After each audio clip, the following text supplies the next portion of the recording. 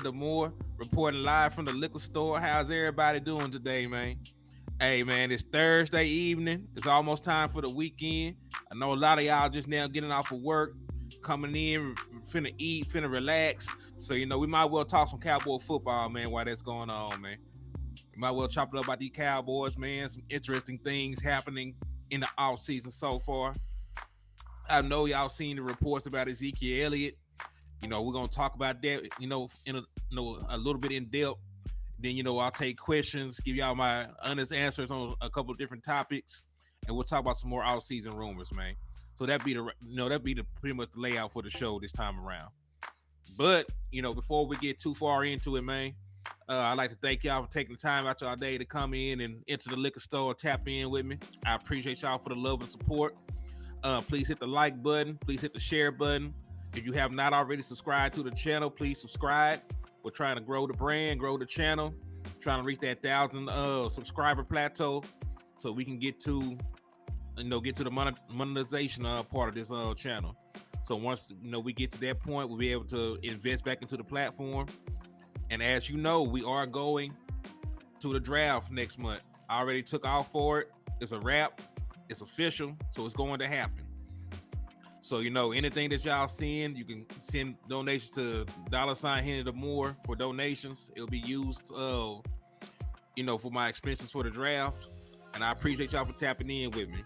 So let me take the time to shout some of y'all out, man. Michael McQuay, I see you, my guy. What's up with you? Corey Max, what's good with you?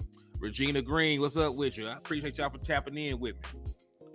So let's jump right into it, man. I know a lot of y'all have already seen what's going on with Ezekiel Elliott.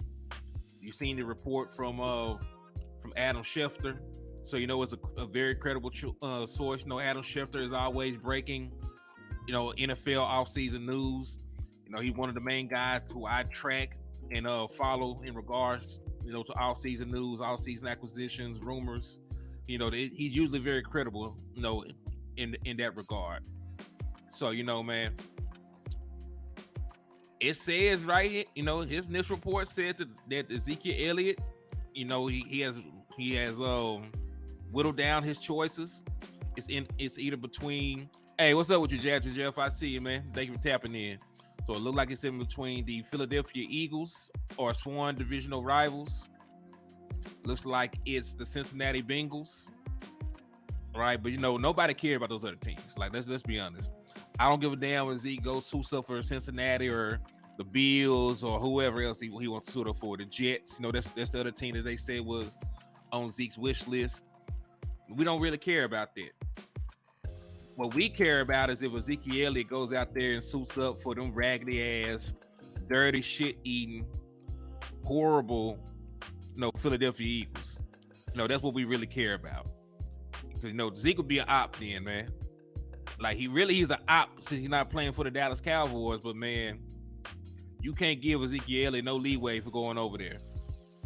Now we seen other, Dallas Cowboy greats do it. We saw Ezekiel Elliott go to the Arizona Cardinals when they were still in our division.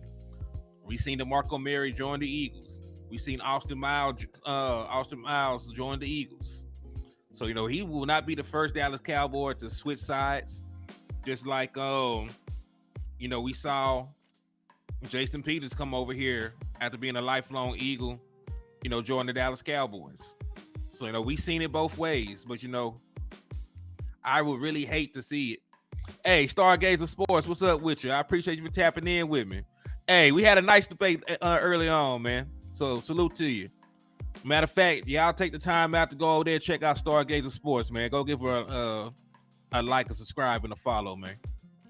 Daisy Clark, what's up with you? I appreciate you for tapping in with me. But yeah, so like I would hate for Ezekiel Elliott to be a Philadelphia Eagle. She said she had no respect for him. But listen, that's how Zeke really loved the Dallas Cowboys. Like Zeke ain't ducking no smoke. If he goes to the Eagles, he'll get a chance to play the Dallas Cowboys two times in this season. 2 times a year. He get to strap it up, go against the Dallas Cowboys. It'll be him trying to prove himself. Like they gave up on me when I still had plenty left in the tank. So you know what? I feel it. I feel it. Right? You know, just like trying to go out there and prove yourself to somebody that counted you out. So, you know, like I still got love and respect for Ezekiel Elliott, but he's still an op. Right? He's still an op. Hey, Action Pal, what's up with you, man?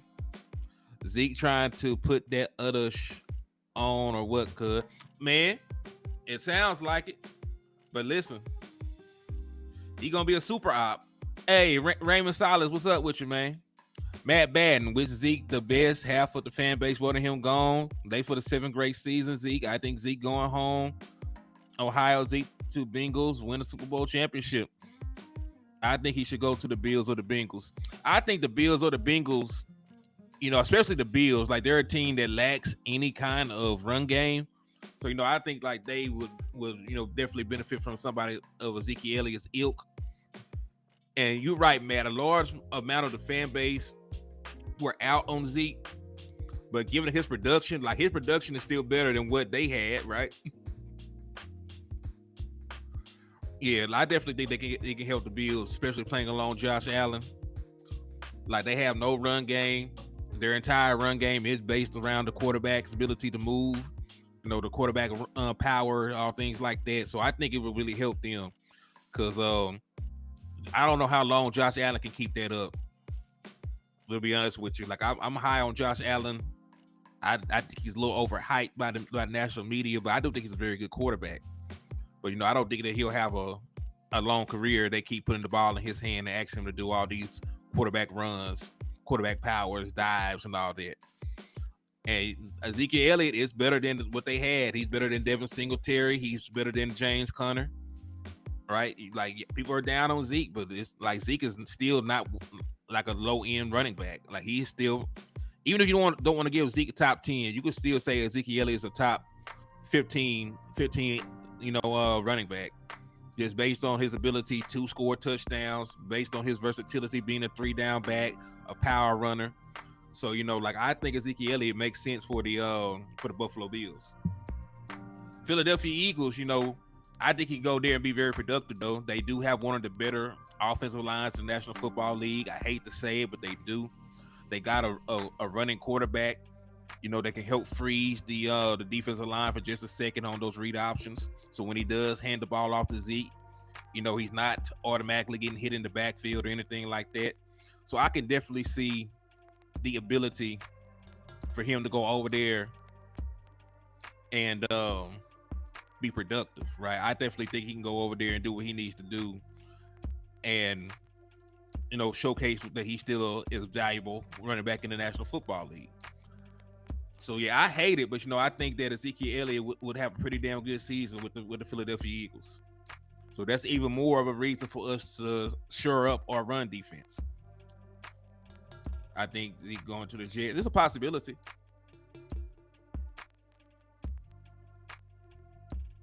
Hey, I appreciate you, Stargazers. Thanks for the love and support. Zeke not an op. He's my brother. Jones stab him in the back. Stop. Got love for Zeke. That's it. Hey, if they listen, anybody that lines up against you is an op, man. Like, you know, like it's all fair in football. Like there are guys who are actually brothers, right? When Trayvon Diggs play Stephon Diggs, they're blood brothers. They're not going easy on each other. Like he's an op while they're in the middle of the field. But you know, like I'm still gonna have love and support for Ezekiel Elliott. Like that's my dog. But when he lines up against the Dallas Cowboys, man, it's no holds barred. Then you know after the game is over, we can show love and support. But I don't hate Zeke. Never gonna hate Zeke. But you know, we'll talk about from a football standpoint. He's opposition playing for the Philadelphia Eagles. DC4 Live, what's up with you, man? I appreciate you for tapping in with me, my guy. Thank you for coming over and showing love and support.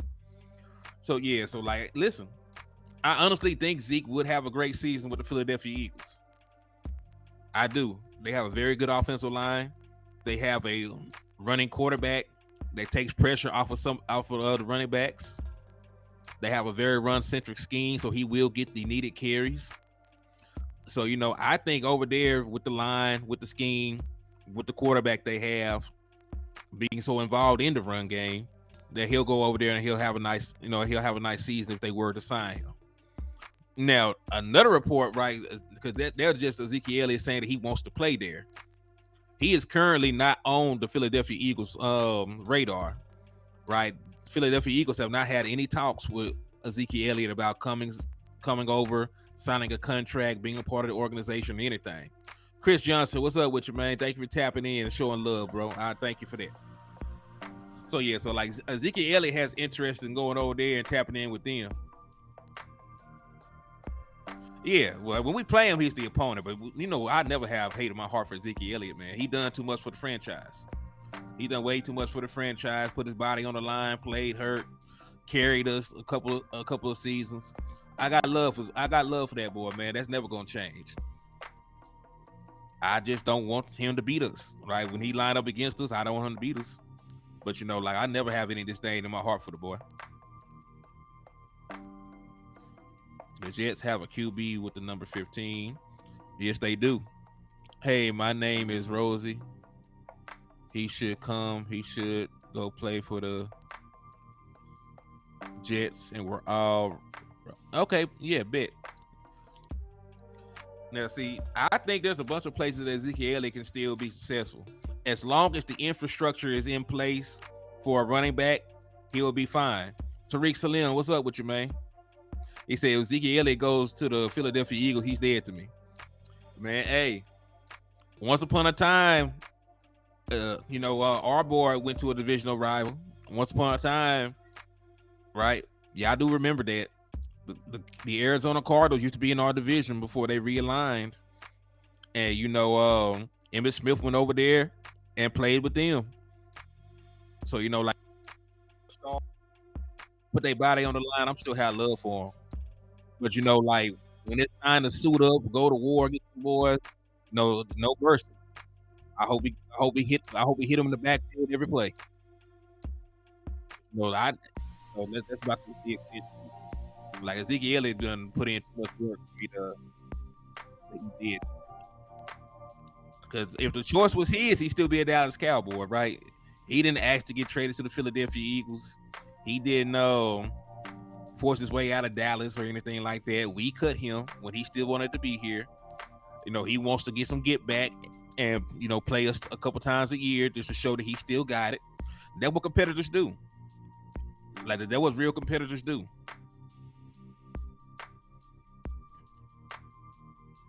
Like a team cut you, you should want to go out there and try to play them boys. So I ain't got no issue with what Ezekiel is trying to do, man. Because shoot on the other foot, you can't say that you can't say that. I think all the real competitors on our team would do the same thing. Right? If Dak Prescott left Dallas, I think he would want to play Dallas. Right? If CeeDee Lamb left Dallas on bad terms, I think he want to play Dallas. JC Cowboys Network, what's good with you, brother? Thank you for tapping in. Dwayne Brown, what's good? He can go anywhere else in the NFL except for the division, and I will still root for him until we playing. Well, that's the thing. He can go anywhere else in the NFL, but he can't go anywhere else and play us. Right? Like, I think the goal is to play the Dallas Cowboys. Yeah, the Marco Murray, but I think they have very good timing with the Marco Murray.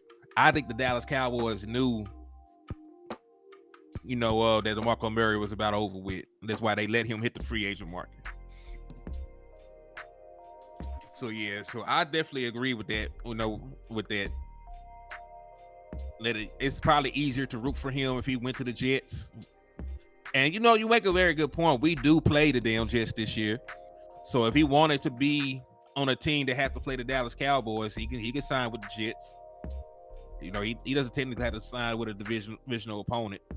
But if he wants to consistently play the Dallas Cowboys, then he would have to join a divisional opponent. It just really how much out he got it for us.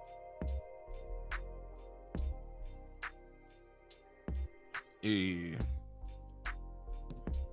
Shit, what's good, famo? Oops, Mint, what's up? All love. But yeah. And listen, This news comes out about the same time as one of his workout videos. Man clearly is upset with a chip on his shoulder. I can agree with that. Landlords, I appreciate you tapping in, man. Thank you for the love and support, my guy. Yeah, man, I definitely can see it. I mean, why else would he want to go to Philly? That's the only reason I would ever go to Philly. Consider going to Philly, so you can play the Dallas Cowboys, right? Get your lip back. He want to get his lick back. They cut him. He's angry. He got a lot to prove. And like hell, like sometimes the extra motivation is all you need, man. I think it's a good opportunity for him. I hope he doesn't go, of course, but I think it's a good opportunity. Hey, Andrew Manafee, what's up with you? I appreciate the love and support, my guy. Thank you. Appreciate that. Facts, he going to ball. Yeah, he definitely going to ball this season, man. If he goes to any team with the proper infrastructure, like it's a wrap.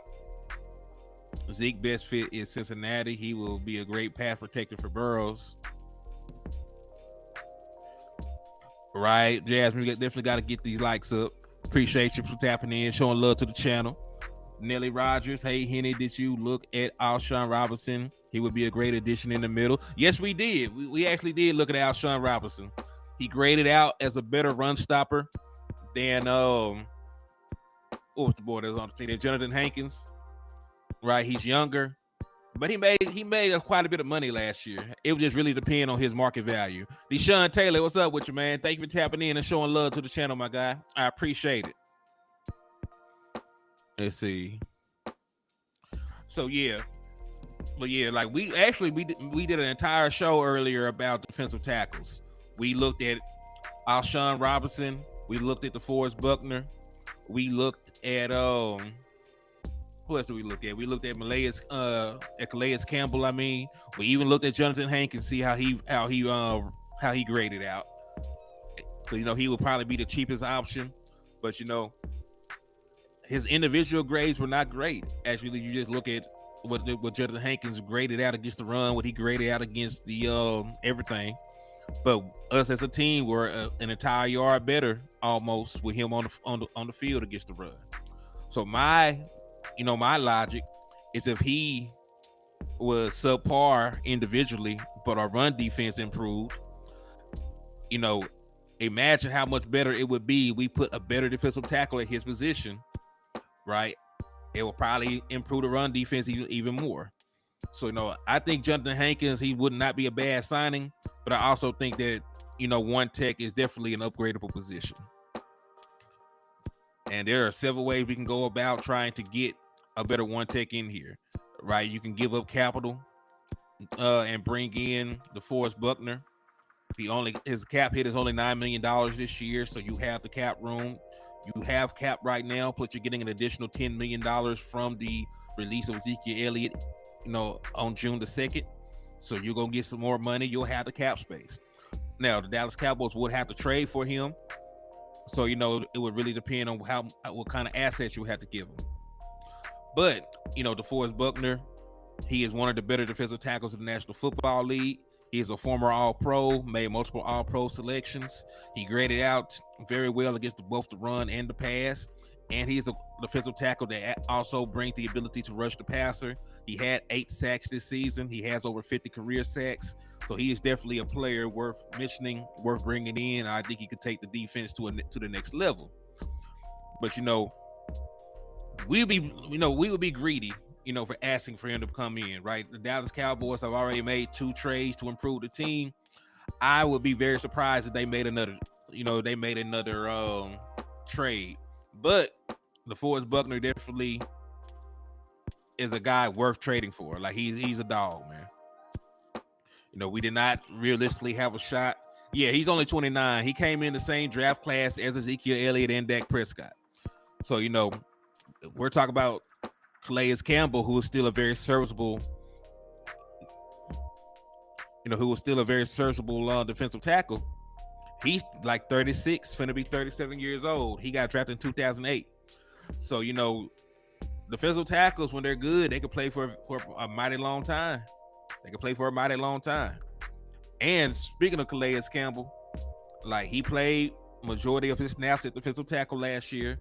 He still had 6 sacks. He still graded out good overall as a player. Graded out good against the run. Graded out good against the pass. 6'7", 300 pounds, long, still athletic, a lot of experience. Probably can get him for pretty cheap. So I definitely wouldn't mind adding him. So there's a bunch, man. There's really a lot of potential upgrades at the defensive tackle position that are still out there. Right. So I don't need the Dallas Cowboys to make one of them happen. Let's see. I'm a Rockets Cowboy fan. Let's go, Cowboys Nation. 100. That's real. That's real, man. Said some of us are on a lunch break. We got to get these coins, man. Stay up. Hey, appreciate the love and support. Bruce got the toxic juice. Thank you for stopping by, my guy. Man, looking at this team outside the first and maybe second round, rookies ain't cracking the starting lineup. We need to trade picks for some older dogs to finish free agency.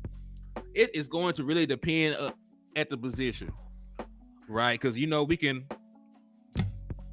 Hold on, let me see who this is. Hey, salute to Joseph, man, for the $10 donation. I appreciate the love and support, my guy. Hey, shout out to Dwayne Brown for the $10 donation. I appreciate the love and support, bro. Oh, hey, that's JC Cowboy Network. Okay, hey, JC, I appreciate you for the love and support, my boy. Dwayne Brown, I appreciate y'all for tapping in with me, man. Much love to you. But yeah, man, so defensive tackle is definitely a position that we can improve on, but that's not what the last thought. Oh, it's a position. It really is going to depend on the position that we bring in, right? So,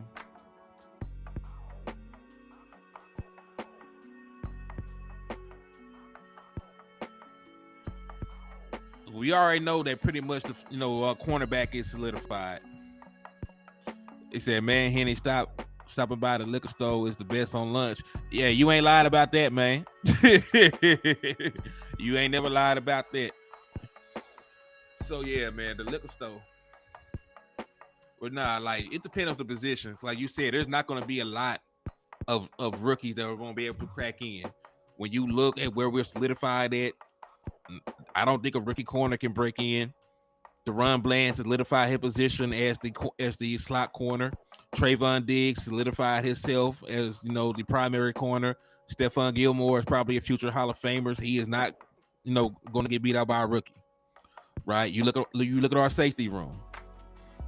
J-Ron Curse had the damn green dot, so he's going to be playing. They just enumerated Donovan Wilson. He's playing. Malik Hooker, he's a very savvy veteran, former first round pick. It would take a lot, for a damn, rookie safety to come in and take his job. So if you look at our entire secondary, that position is pretty much solidified. Quarterback solidified. Tony Pollard got $10 million guaranteed. Running back is solidified. They're not, taking snaps from him. Right. Wide receiver. You just brought in Brandon Cooks, who was a savvy veteran, who was a former number one himself, is just a year removed from a 1,000-yard season. CeeDee Lamb made an all-pro selection last year, and you're paying Michael Gallup.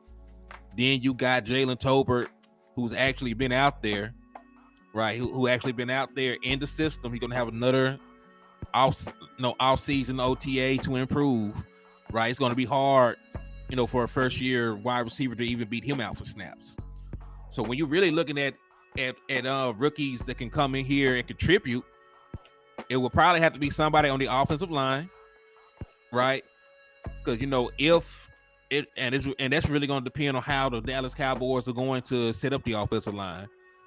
If Tyron Smith is your starting left tackle and Tyler Smith is your starting left guard, there's no way in hell a rookie beats out either one of those guys. Tyler Smith was very solid last year, played both positions for you. Tyron Smith is a future Hall of Famer, one of the best left tackles when healthy. Tyler Biadasz, while I think he's sort of overhyped, I do believe that he is a servable center. Zach Martin is a future Hall of Famer. Terrence Steele, when he's healthy, he's one of the better right tackles in the National Football League. So the only way that a offensive lineman, in my opinion, right, is going to come in here and take snaps from one of these guys that's already here is if Tyron Smith is not starting. If Tyron Smith is only going to be used at the swing tackle, which I don't think that they should do. He should start. If he's going to be used at the swing tackle, and Tyler is going to be the starting left tackle, then you can draft a guard and he can start immediately. Because I think any guard that you get in the first round is going to be better than Fournier or any of the other guys on the roster. So really the only way that a guy can come in here and take snaps from one of these offensive linemen is if the Dallas Cowboys mismanage the offensive line position. So if Tyron Smith starts like he should, if Tyler Smith starts if left guard as he should, then I don't even think a rookie can come in and take snaps from them guys. But one tech, if we draft a one tech, man, like a real true one stopping one tech, then like I think they could come in here and start immediately because we don't really have one on the actual team right now. You look at somebody like Osa, like Osa is a 3 tech. He's good at getting upfield. Neville Gallimore is a tweener and he's not very good. I might need to apologize because I talked so bad about that boy, man. I talked so bad about that boy earlier. Right, I said he was sorry, but he been playing sorry. So like I'm just being honest. Like the numbers say he's sorry. Like he graded out as an F every season, and he actually has progressively gotten worse. Right. Matter of fact, don't even take my word for it. Let me show y'all something. Man. All right, this is the one where I'm screen sharing. So let me see. Yeah. Also, I finally figured out how to share my screen. So thank God for growth. So let me get it what I want on this screen pulled up, and I'm gonna pull up Neville Gallimore stuff for y'all to see, man. It's putrid. It's bad. Here you go, Neville Gallimore.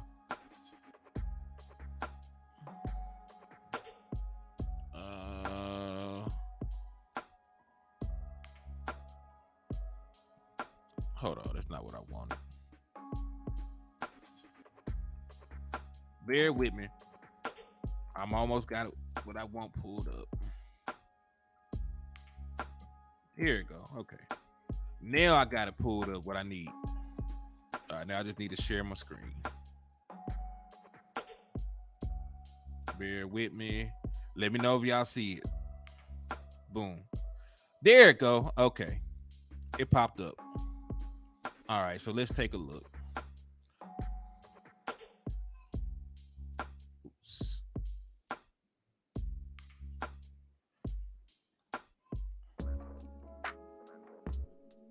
Hold on.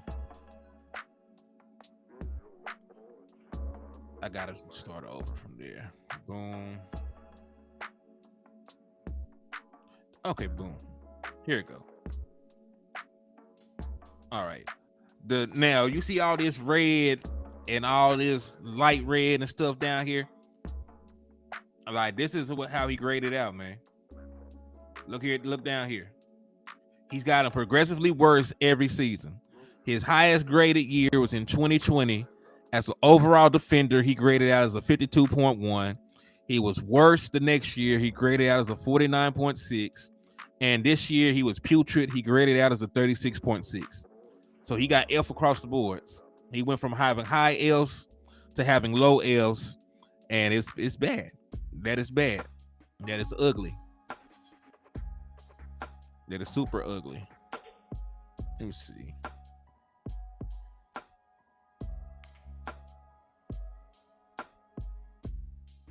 Yeah, man.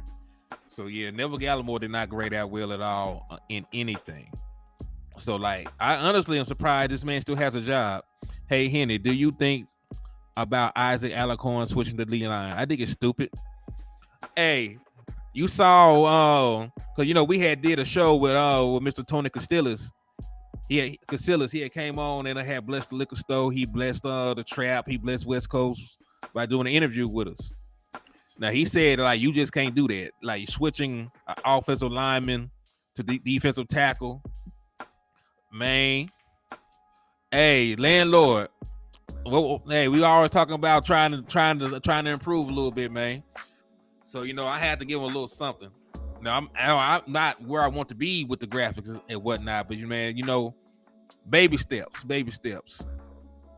So yeah, man. So yeah, because Tony said that was a horrible idea trying to switch his position, right? Put his hand in the dirt, play defensive tackle. Like you gotta have you gotta just have a knack for it. And it's completely different playing offensive tackle and playing defensive tackle. Entirely different footwork, entirely different stances, entirely different mindsets.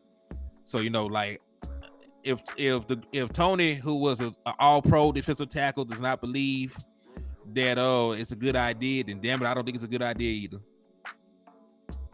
Right? Because he is like I said, like he actually played that position. He won two Super Bowls starting as a defensive tackle. He doesn't think that's a good idea. So who am I to go against what he thinks, right? Especially talk about the position that he played. Michael Lockhart, what's up with you, man? Thank you for tapping in with me, brother. Yeah, net facts, yeah, like for real. So like we heard that from the mouth of an actual NFL player with some pedigree. So like, nah, I'm cool on it. What we need to do is get an actual defensive tackle. Like I know a lot of y'all high on Smith. I think on Monty Smith. I think that he'll be a damn good addition if we were able to actually get him in a uniform, right? I think that he'll be a damn good addition to the to the defensive line because he can actually stop the run. He's a big body. I like him, but yeah. So stop trying to reinvent the wheel. He's an offensive lineman. He's just not very good at his position. Like he may not need to be an NFL player at this point. Right? I do not want to rain on anybody's parade or piss in anybody's Kool-Aid, but I don't think that's it. And listen, crazier things in the world has happened, right? We saw Jason Peters go from playing tight end to being a Hall of Fame left tackle. So, anything's possible, right? But, I don't think that will pan out. So, yeah, we're going to enter the Q&A section of this, right? We already talked about Zeke being an op. When we line up against him, we better handle business. But, right, but, it's a very slow news cycle, man. What's going on right now, like Dallas Cowboys, we already made our splash plays. We haven't made any acquisitions today. It's a very slow news cycle for the Dallas Cowboys today. I'm not going to lie to you. So, it's going to be the Q&A section. Everybody, please go in there and type what you want to know. I will answer all y'all questions. Give you my honest opinions. Pull up some stats to back how I feel, what's going on, yada yada. So let's start. Put your questions in the comment box and let's get to it, man. Let's get to it. It's Q&A section of the show. So go ahead, please drop your questions. There are no such thing as dumb questions. If you put it in the comment box, I will answer it. So let's see. Go ahead, drop them in there, man. No such thing as dumb questions. Anything you put in will be answered. This is the liquor store, right? Pour you a shot. Ask what your heart desires. Let's talk football, man. Talk to me. We can talk about free agency, acquisitions. We can talk about guys you like in the draft, prospects I may not know about. Chop it up. Don't the Eagles have two backs? The Eagles do not have anything worthwhile right now. Let's go. Let me pull it up for you.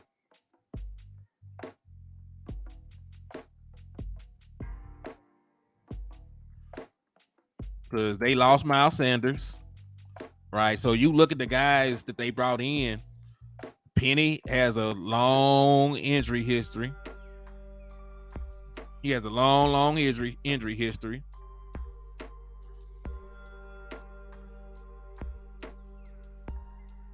But this is who they signed. They signed Rashad Penny. 27 years old, 5'11", 220 pounds. Last year, he only had 57 carries for 346 yards. The year before that, he had 749 yards on 119 carries. Right? So, like, he has, like, explosive potential. This, that, and the third.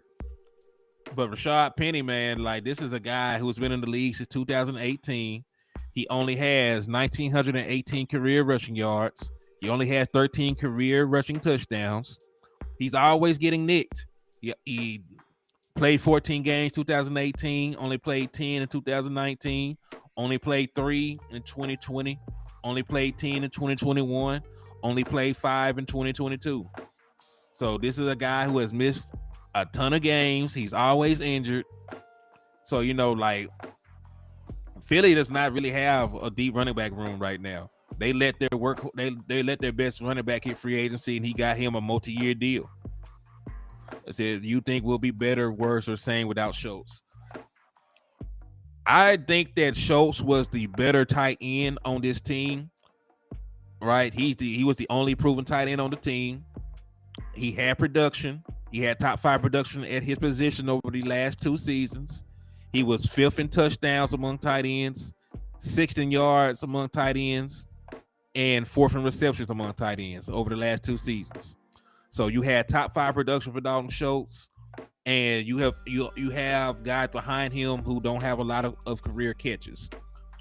Now, you can project and say that Hendershot and Ferguson with Dak Prescott will have a pretty good season, because history says that Dak Prescott, likes throwing the tight ends. He gets them involved. They made a couple of plays here and there, so you can try and project that over the course of 17-game season. However, it's an unknown right now. Sometimes when players are asked to step into bigger roles, it doesn't always work out. So, as of today at 7:35 p.m., March the 23rd, I do believe that the Dallas Cowboys, are a worse team without Dalton Schultz in terms of tight end production. However, because we added a legit wide receiver 2, because CeeDee Lamb is probably going to be better this season than he was last season, just based on the natural progression and player development, right? I don't think that we'll necessarily miss, some of that production. I think combined, Ferg and Hendershot can give us what Dalton Schultz gave us, and then you just have to hope that McKeon can take up the slack left behind by them being in a bigger role. But we got a better wide receiving core this year to offset not having Dalton Schultz. Just throw more passes to your wide receivers. So that's my answer. So I don't necessarily think that we're better without a guy who's top 5 at his position. But I think we can overcome it with a sign Irv Smith for $2. $2 make it holla.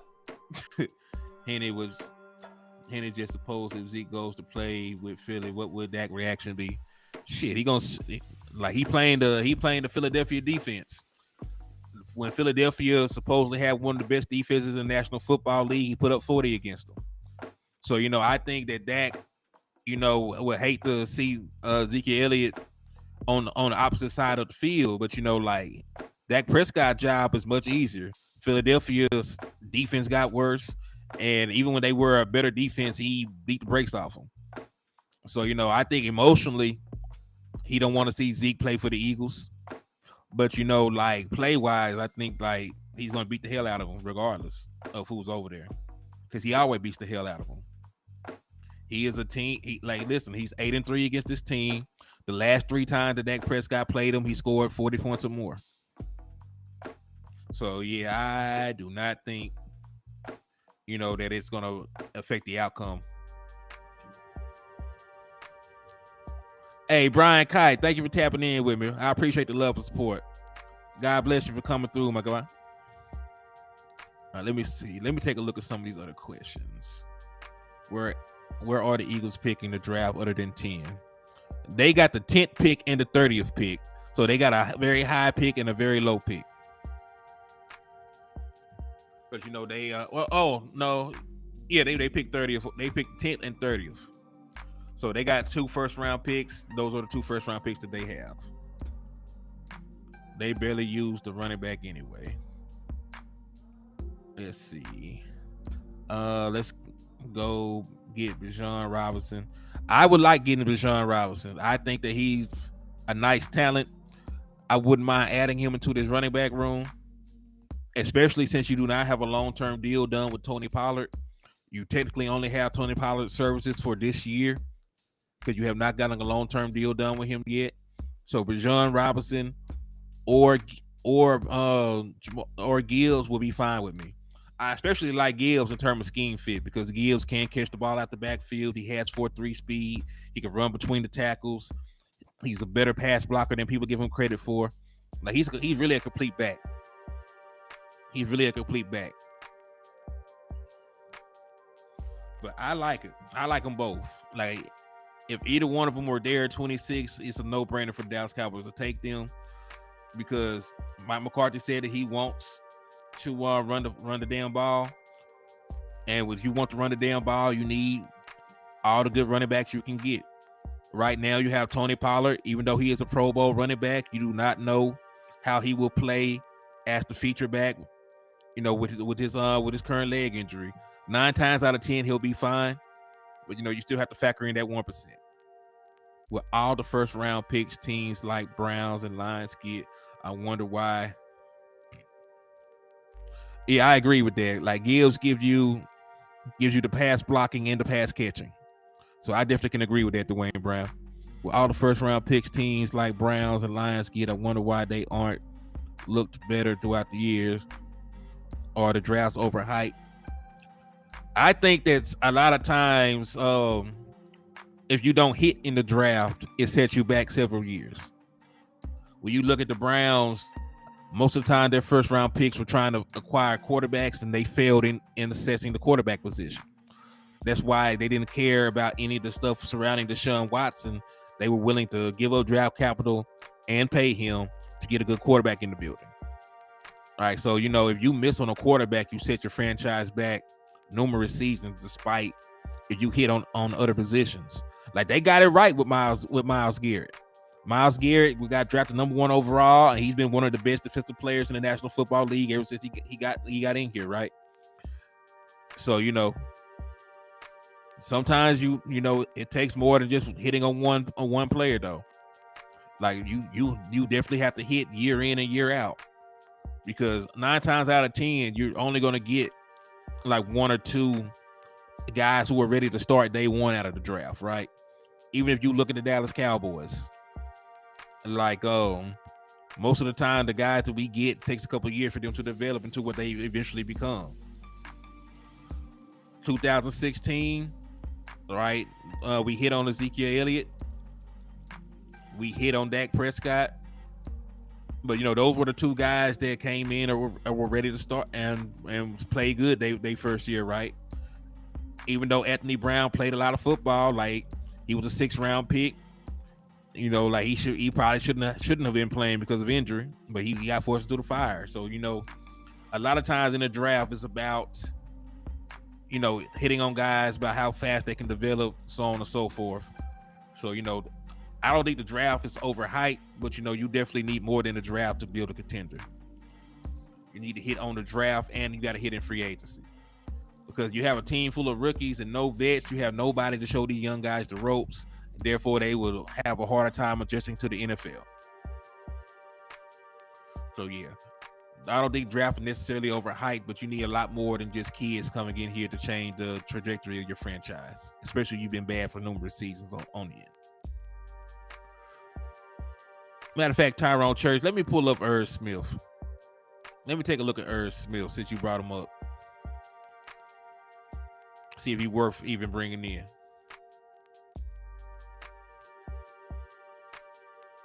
So let's see. Let me pull that boy up, Irv Smith Jr. All right, Irv Smith Jr. Yep, he is still currently a free agent. Let's take a look at his PFF.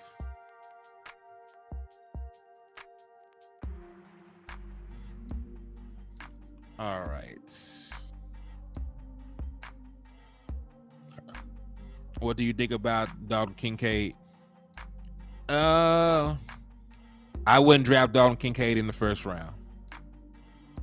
I don't think any tight end is worthy of a first round pick because none of the last tight ends ever picked in the first round has ever amounted to anything. Like all the guys y'all love, like Kittle and Kelsey and all these other guys were late round tight ends that developed. Even Jason Witten was only a third round pick. So, all these supposedly generational tight ends are on like their second or third team right now. Like OJ Howard was supposed to be a generational talent at tight end. And, he never really panned out. You look at the boy that they drafted in Atlanta. He's taking more snaps at wide receiver than he has at tight end. So, But let's take a look at Irv Smith stuff real quick, man. So he had 34 career targets last year. He had 25 receptions, 182 yards, two touchdowns. Did not grade out well as an overall player. 56.6 overall, 56.6 as a pass catcher. All right. Let's see. He had a nice passer rating when targeted. His passer rating when targeted was a 93. He only had one drop, so he had more touchdowns than drops, so that's always good. And let's take a look. Might have been a down season. 2019, he had 311 yards and 2 touchdowns. 2020, he had 365 yards and 5 touchdowns. Since 2021 is not listed, I'm guessing he got injured and didn't play because I do not see 2021 listed here. 2022, again, 182 yards, 2 touchdowns. Looks like he does not have a drop issue at all. He drop score is very high. Let me see. Lined up in line 503 times, 57.4%. Lined up in the slot 28.1% of the times. Lined up wide 14.1% of the times. So yeah, and he's a former second round pick. So I take a flyer on him. He's a pass catching tight end, looks like. Jamison Taylor, what's up with you, man? Great point about the quarterback setting teams back. People are so focused on getting rid of Dak, they don't understand how many years that can set a team. Yeah, like listen, the Dallas Cowboys actively tried to go out of their way and trade up to get Paxton Lynch, right? And then they still tried to get Connor Cook instead of drafting Dak Prescott. Imagine how far back the Dallas Cowboys would be if they did not get Dak Prescott. La'el Collins is expected to be released. Would you want him back? I take La'el Collins back on a veteran minimum. I take him back as a veteran minimum, and I make his ass play guard. Like for real, I would make him play guard. You failed as a right tackle. You getting your ass cut after signing for all that money. Like you come back to Dallas, you gonna play wherever the hell I want you to play. Yeah, he gonna play guard. I make his ass play guard. I will make his ass play guard. Cause listen, like he got man, he's a great guard. He's a great guard. And listen, the only reason he does not want to play guard and he is, dead set on playing tackle because the difference in pay. Tackles make way more money than guards do. Right?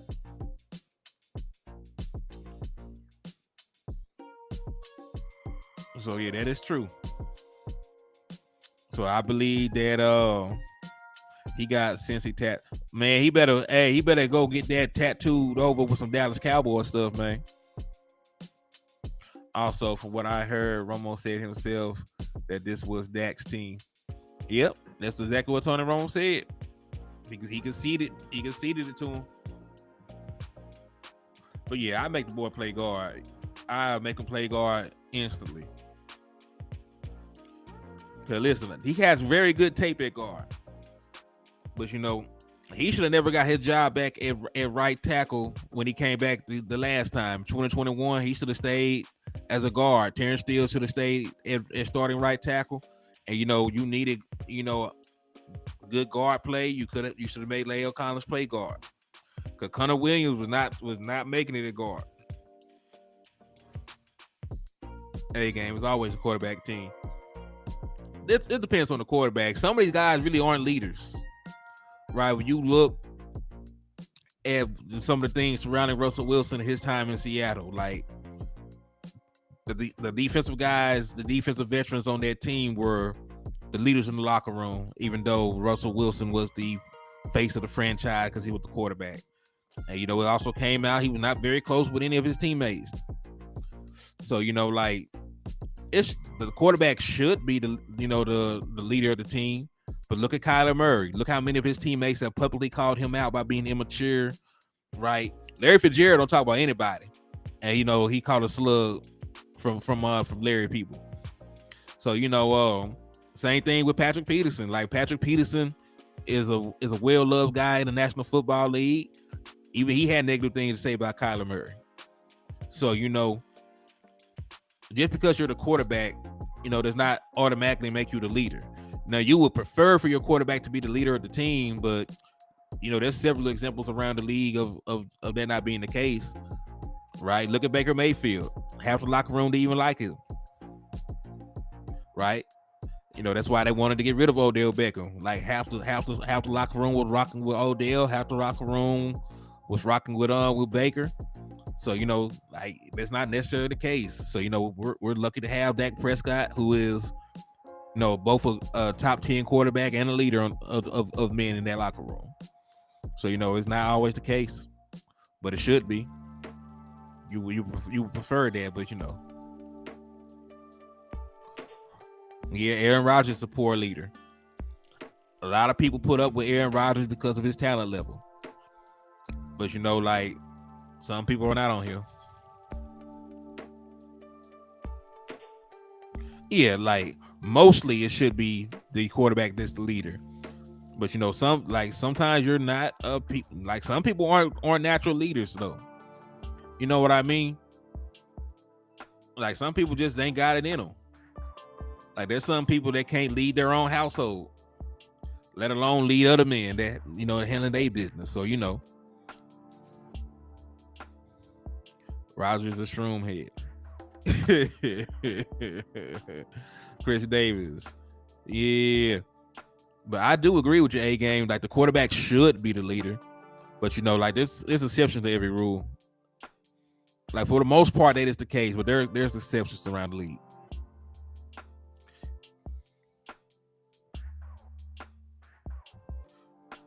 Leon L. I have actually never seen anything from Josh Allen, so I don't really particularly know. Said Justin Herbert is a good example. He's a pretty quiet guy. And listen, I think that sometimes you can lead by example, right? There's more forms of leadership than just being a rah-rah guy. I've never heard anything about Justin Herbert being disliked by his teammates or anything like that. But, he definitely does seem very quiet. So, you never know. But yeah, y'all keep adding questions though, man. Like, I got plenty of time to kill, man. Like, I got plenty of time to kill. Y'all keep dropping questions. We gonna keep rocking, man. The liquor store is open. We don't close for a couple more hours. Come through, get your bottles. But remember, always drive responsibly on the way out, man. So yeah, keep dropping your questions, and I will keep answering them for you. And gotta be a permit. He said Josh Allen was dry humping Jalen. What the hell? Hell no. I have to fight somebody. Let's see.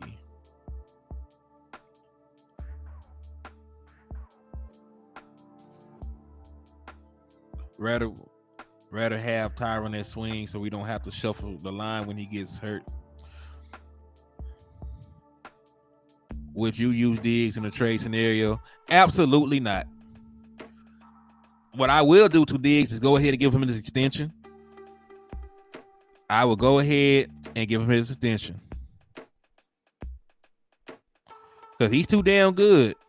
Listen, like Trayvon Diggs right now is probably a top 5 cornerback. the odds of the Dallas Cowboys getting a cornerback of the same ilk as him anytime soon, is not very likely. So, like, he is not an easily replaceable position, especially since you only have Stephon Gilmore for one more year and DaRon Bland, excels at slot. You really need to keep him. So, you have the money, you have the assets. Go ahead and extend him. It will barely affect the salary cap this season, but you got to keep your best players under contract. You got to keep your best players. So I would extend him. I wouldn't even fool around with that. Yes, because DaRon Bland plays primarily in the slot. Right? He, like, all the good things he did was in the slot. If I'm not mistaken, all 5 of his interceptions came in the slot. So, I don't want to mess with that. And, there is a possibility that he could play boundary corner, but I don't want to risk it. Like, the Dallas Cowboys have a bad habit of decreasing the talent on their team to try and cut corners. Like, they did the same thing with the wide receiver position. Like, they let Amari Cooper, they traded Amari Cooper. They let Cedric Wilson walk. And then, they tried to replace their production with Jalen Tolbert, who barely got on the field. James Washington, who got hurt before the season even started, was probably not going to even make the team, though. So him getting hurt probably saved his ass. Right? They elevated Noah Brown, who was a career practice squad guy. So, like, the Dallas Cowboys, like, they make holes on their team that they don't need to make. Like, they make holes on their team they have no business making. So I would not, even with DaRon Bland playing well, like, I seen majority of his snaps came in the slot. Majority of his production came in the slot. Leave him there to excel and stop messing up something you ain't got to mess up. Because you only got Stephon Gilmore for a year. He only has 1 year left on his contract. He's getting older. Trayvon Diggs is young as hell. Extend him, and you will sleep well at night. But yeah, I wouldn't want the Dallas Cowboys poking any more holes into my team.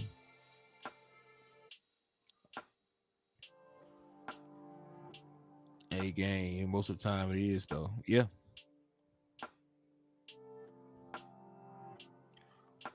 Let's see.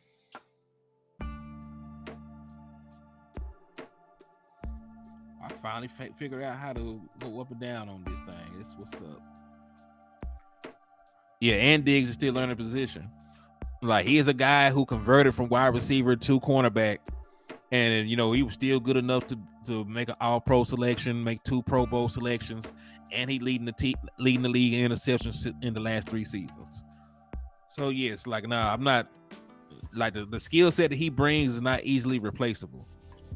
So, I definitely need the Dallas Cowboys to hold on to him and figure it out. You just got to figure it out. You got enough money. Don't try to fix something that ain't broke, man. All right. Let me go through here and see. Diggs will learn from Gilmore, just like Lamb with T.Y. Yeah. And I listen, I still think that CeeDee Lamb can learn some stuff from Brandon Cooks. But Brandon Cooks, even though he is a big play guy, like, he is also an excellent route runner. So, I can definitely see him learning some route technician stuff from Brandon Cooks. And he's been in the league for a long time. And he played, was a damn UConn beating the hell out my team. Damn, Arkansas, shit.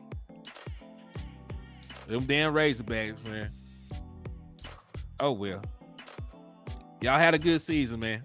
I appreciate y'all for doing what y'all did, Arkansas. It's all love, man. That's the home state, man. Like, they gotta do better than that. Why do you think we will have a breakout season? Who do you think will have a breakout season this year? Let's see.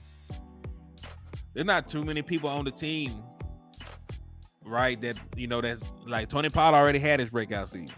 He already made his Pro Bowl selection. CeeDee Lamb already made his Pro Bowl selection. Michael Gallup best season has already happened. Brandon Cooks is already established, right? So if anybody, if I would say offensively, it will have to be one of the tight ends, right? They're the guys who are unproven.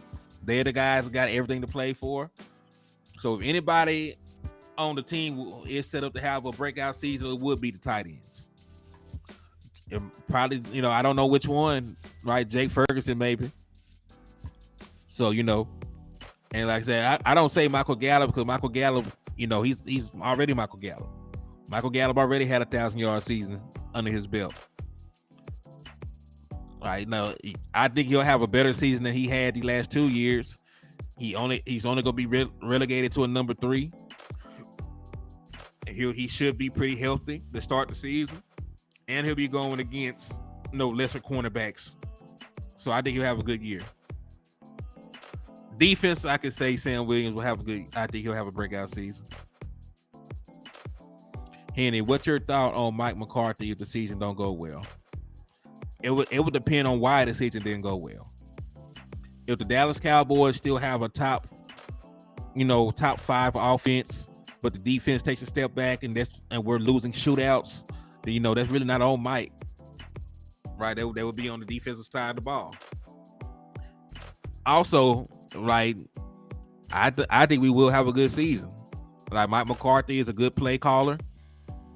Like I know he get a lot of flack, but as a play caller, he won a Super Bowl as a play caller, right? And it was like what? It's been a little bit, but still, like it happened this century. He had eight consecutive years of having a top 10 offense as a play caller. He beat us as a play caller in 2016, and he didn't even have that great of an offensive personnel at the time. So, like I trust Mike McCarthy. So I think we will have a good season. But outside of injury, I don't see how we have a down season. Do you see OC, Big Bo, or Gallimore making jump in development? Oh, easily, Neville Gallimore. Like you saw when I shared the screen, right? Like all his shit was an F. Yes, we do still have Jordan Lewis, by the way, Chris Johnson. I completely missed your thing. He said he beat us with a challenge, man.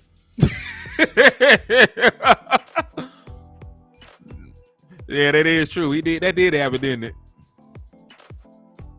He said Mike McCarthy and Sean Payton resume are nearly identical, but I've never seen Sean get as much flack, even with the bounty situation. Right. Henny, I looked at Zeke yards per game this year. Wow, 8 carries for 10 yards in one game. His average was 15 carries for about 55 yards. He had a down season, but he also did have a lower leg injury that slowed him down. From the Detroit game onward, because before he got nicked, he was averaging 4 yards a carry.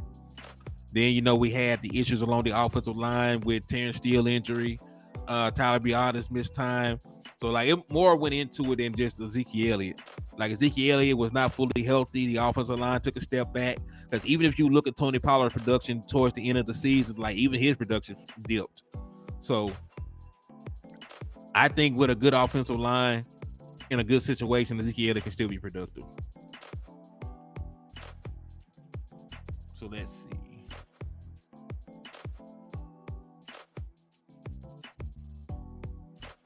Our defensive line depth is crazy.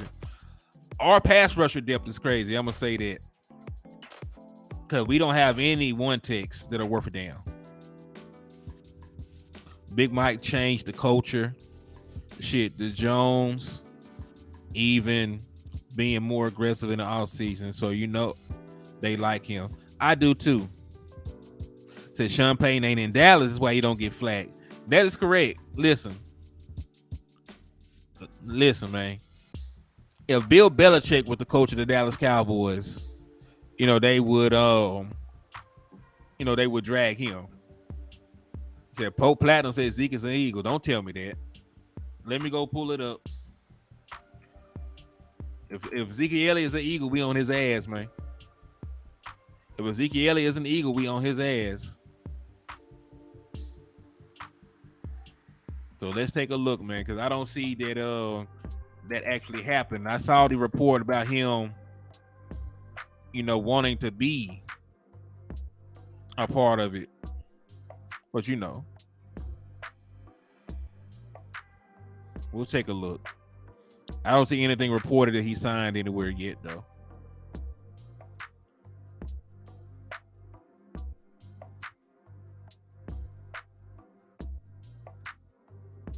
Let's see. Yeah, I just see that he's interested in the Jets, Bengals, and the Eagles. I haven't seen what he actually signed with either one of them just yet. But more power to him, man. Like, listen, when you're a real competitor like that, I wouldn't mind him coming in and trying to play against us 2 times a year. That means you care. Yeah, he all right. Matter of fact, I got folks in the chat with wrenches. If y'all feel some type of way about us coming, y'all can handle it. Y'all don't need my permission to tag nobody. If you want to tighten them up, tighten them up. That's what you got wrenches for. I green light all hits, man. It's a liquor store.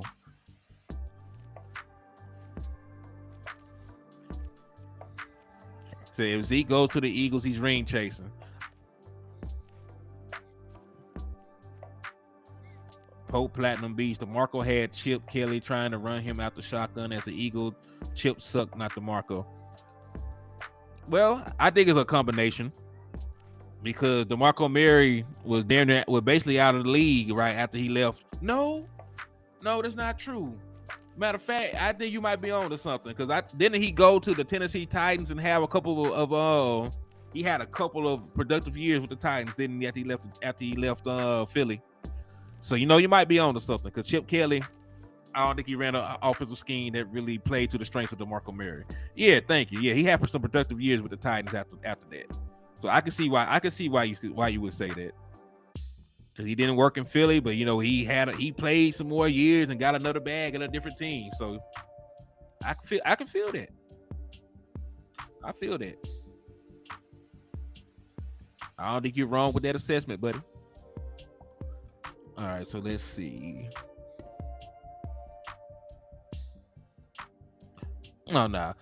It was never going to be anything like in Dallas because I don't think that the Titans had a good enough line. And once you get ran into the ground early in your career as a running back, you don't really ever hit the same peaks you used to hit. Right, because you're just looking at the carries. There's a bunch of carries that DeMarco Murray had, but he was still out there trying to pass block on downs too. So I think that plays a part in why running backs are never as good as they are when they initially come to the league.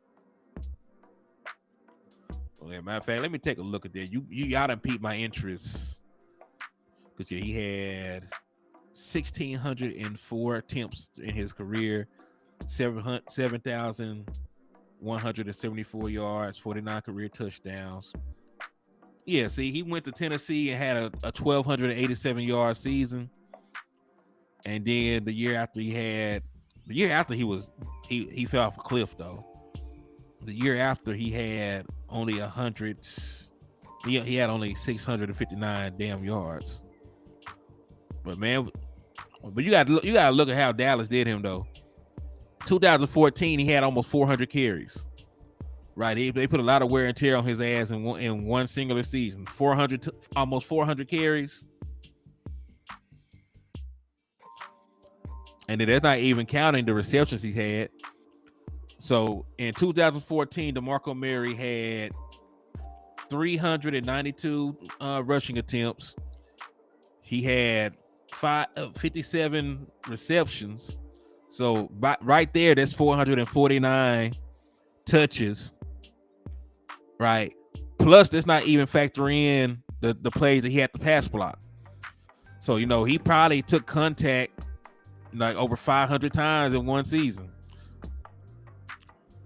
So, when you got to think about it, like you run the ball almost 400 times, you caught the ball almost 60 times, you pass block I don't know how many damn times. So, like, there's a lot of wear and tear on the body for just one damn season. So of course he was never gonna have another 1,800-yard season. Yeah, they ran that boy into the ground.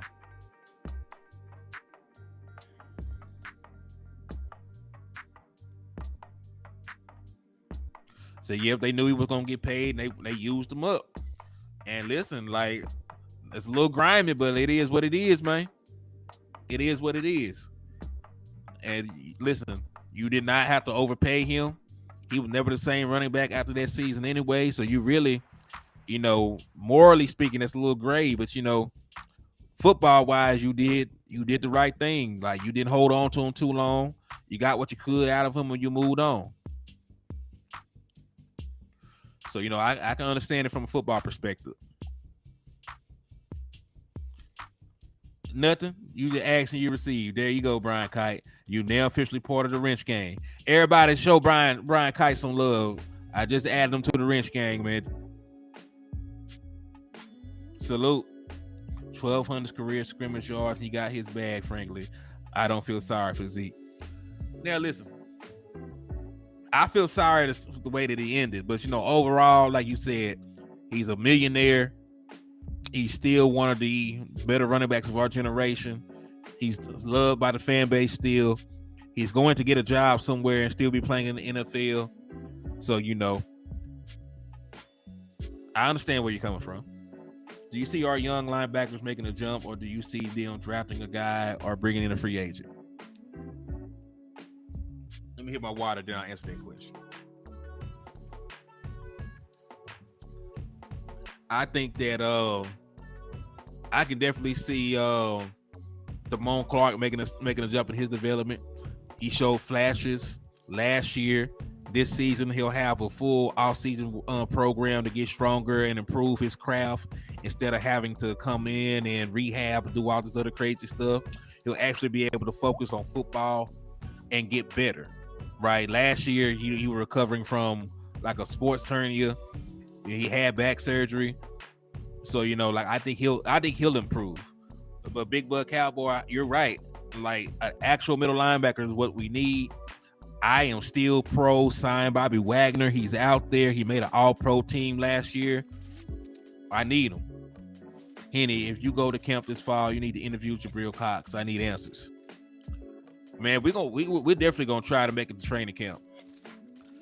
That's a little far off, but I will try and get the time to do so, because that's like 4 days. I'll just have to see if I have enough PTO to go out there. But that's definitely is on the agenda. Same thing gonna happen to Pollard if they don't give him a contract for $10 million. I'm running him to the grocery store and the gas station. I mean, if you have no plans of keeping Tony Pollard long term, right? If you can't get a long term deal done with Tony Pollard, I'm running his ass to the ground. Tony Pollard is gonna have Madden numbers. Like, Tony Pollard should have like 1,600 yards rush, 1,800 yards rushing, like 700 yards receiving. Like, that's how many touches I'm giving Tony Pollard if I have no plans of keeping his ass. Like, Tony Pollard should have 500 touches. No, actually, Tony Pollard, I'm glad you brought that up, Marcus. Like, Tony Pollard actually did the smart thing, and he signed his franchise tag today. Like, he signed that guaranteed $10 million. Right, he signed that. Got a fully $10 million guarantee for a single season. You remember when we joked that we wished the Dallas Cowboys would threaten us with $10 million? Well, they threatened his ass with $10 million. And he said, don't mind if I do. And I would have did the same thing. And listen, like, that's the most money he's going to get. When you look, and you go out your way and you actually look at his like overall career earnings, he only earned a little bit over $3 million the first 4 seasons of his career. So technically, he's getting over 3 times, right? He's getting over 3 times his career earnings for 1 season, and it's fully guaranteed. Like, that's a win-win. Like, if I'm Tony Pollard, I don't even renegotiate with the Dallas Cowboys unless I get like $12 or $13 million in guaranteed money. If you give me $12 or $13 million guaranteed, then I might consider, signing a long-term deal. But for, man, with $10 million guaranteed, and I only made $3 million in the last 4 years, he done hit a lick. He said $3 million before tax. Yeah, exactly. Leon, you right. He ain't get all that money. That's $3 million before you pay your agent. That's $3 million before taxes, right? So before agent fees. So yeah, so like he didn't even see that full $3 million. This $10 million signing bonus though, even after taxes and stuff, is still more than he ever made.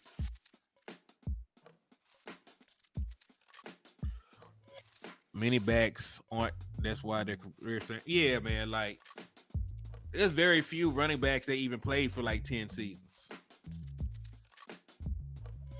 Tony need to get a deal, or Tony isn't coming back. That's what the draft for. I mean, listen.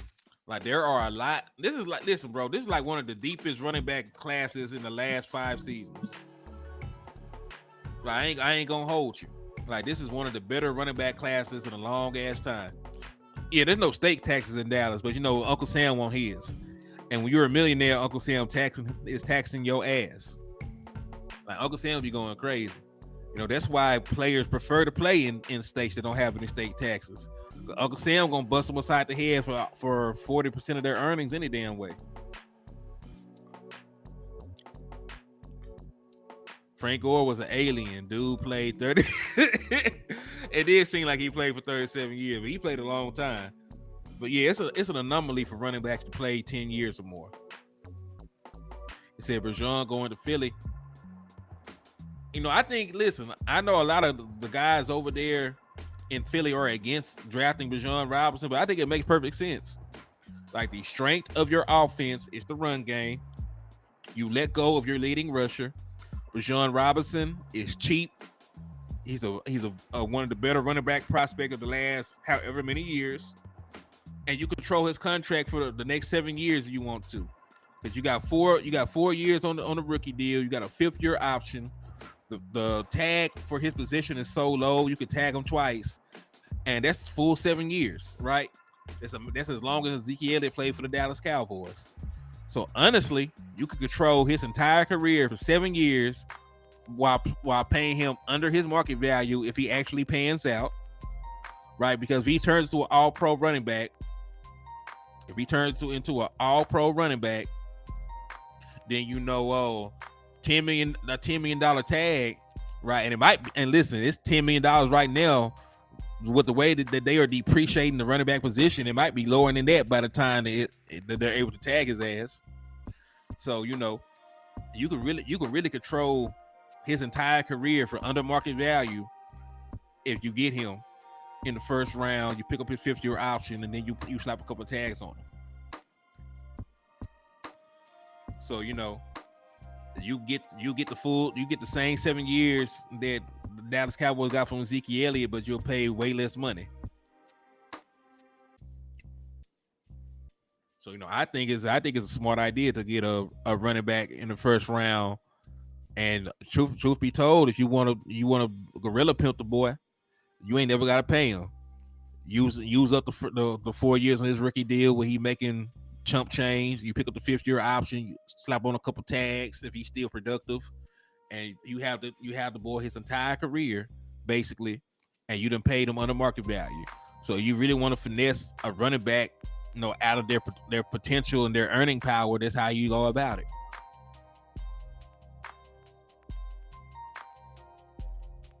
So yeah, I like that. Bijan would be running back 2 behind Hurts. You're not lying though. He said Lord June. He said you biased. Hope we can give him a ring in the process. Sags that Zeke couldn't go. I feel that, man. Oh yeah, appreciate you, Brian Kai. You know I would try to give y'all some quality content, man. Dallas was the only team dumb enough to pay a running back 2 years early.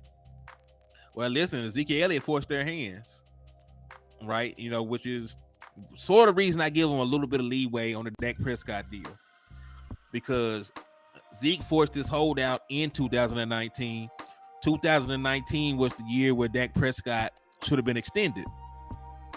But, we both know what happened. So I give him a little bit of leeway because of that. Will you put Diggs on the ones or twos? I'm putting Diggs on the ones still. Just because Stephon Gilmore is a little bit older in age. But, he can definitely clamp down a number 2 wide receiver in his sleep, regardless of how old he gets. Like, he'll probably be 40 and can still give a number 2 to the Blues. So, I definitely would let Stephon Gilmore play the twos. That's an automatic lockdown. I'm letting DeRon Bland play the slot. That's pretty much an automatic lockdown from what we seen last year. And Trayvon Diggs is going to have to go to war with the number 1. But when you have the defensive line that we have that is able to get pressure, like, everybody's job is going to be easier. Like, Trayvon Diggs is still one of those guys, man. Gilmore will be an amazing mentor for the quarterback room, in my opinion. That's my opinion too, man. Like, he's a defensive player of the year. You know how hard you got to be a defensive player of the year as a damn defensive back? Do you think the door would still be open for D-Hop if things don't work out with Cooks? No. I wish it was, but I want them to do it, honestly, because I want them to still add DeAndre Hopkins. But, this is the thing. I think Cooks is going to pan out, right? So, I don't think that there's going to be an opportunity for that. But, if anything, I would move on from Michael Gallup for DeAndre Hopkins. It just trading him is too much dead money on against the cap. It's like $17 million dead hit to your cap by trading Michael Gallup because you did restructure him. So it's really a deterrent, right? You restructure a guy, you backload the dead end money. So now you got more dead money on it. So you really can't trade him or cut him. Well, that's the thing. Like, he did have an out in his contract after the 5th year, but it's changed ever since the restructure. I can actually look it up and give you the exact numbers real quick. Let me see.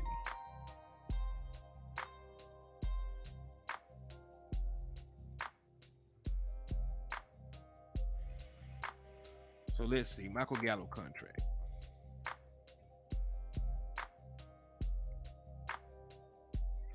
And this is going to be his updated contract after his restructure. Enough time has passed. They already have that updated. Yeah, they have this updated.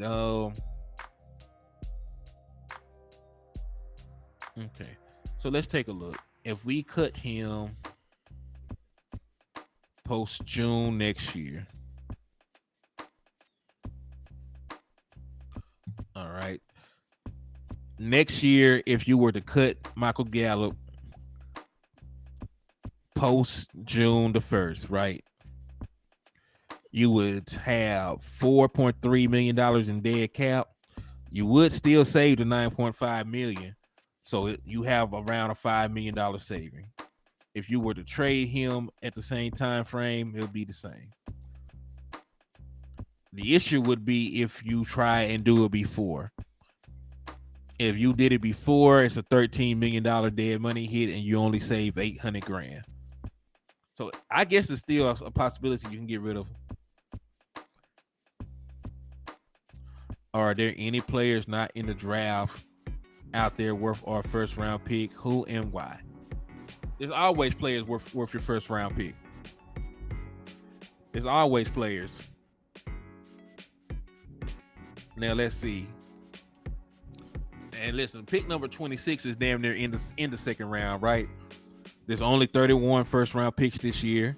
So theoretically, pick number 32, which is usually a first round pick, is actually happening in the second round this year. So but who would it be? Like, who is a player that's worth a first round pick? Trayvon, brother. Stephon Diggs is worth a first round pick. I think Stephon Diggs is worth a first round pick. If we're talking about just like the elite players in the league, right? We're just going all out. I don't think any of these guys are even available. But like like Kittle would be a first worth a first. Kelsey, guys of that ilk, but like guys who are currently on the trading block, nobody. Yeah, if Aaron Donald was on the trading block, I give it the 26 overall pick. Even if he wants to retire in like a year or two, I still give it up. Well, good. Let them say whatever they want to say. I prefer to get one of those guys too, because they're younger, they're still explosive. I like them guys. But hey, man, Boss Cowboy just went live, so y'all should go over there, show love and support to my boy. What's about the tight end from Atlanta? Hell no. Hell, I ain't giving that boy shit. Excuse my French. I ain't giving that boy French. But yeah, y'all should definitely go over there and show some love to Boss Cowboy while we in here, man.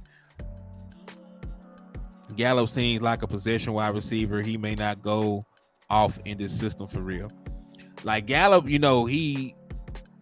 a go and get it kind of wide receiver. Like he definitely can do wide. Don't worry about it, A-game. I'm gonna give you one, brother. Give me 1 second. There you go, my guy. But yeah, y'all go show Boss Cowboy some love, man. I'm finna get ready to get on out of here. I've given y'all an hour and 26 of some fire content. I appreciate y'all for rocking with your boys, showing love, tapping in with me at the liquor store. So remember, on your way out, drive responsibly. Don't drink and drive. Unless you plan on running over an Eagles fan, man. If you plan on running over an Eagles fan, then please do so. But yeah, man, go tap into the final word. They always dropping fire content. I'm finna go spend some family time real quick. But I appreciate y'all for everything, man. Thank y'all for rocking. And I'll be back later on. Thank y'all.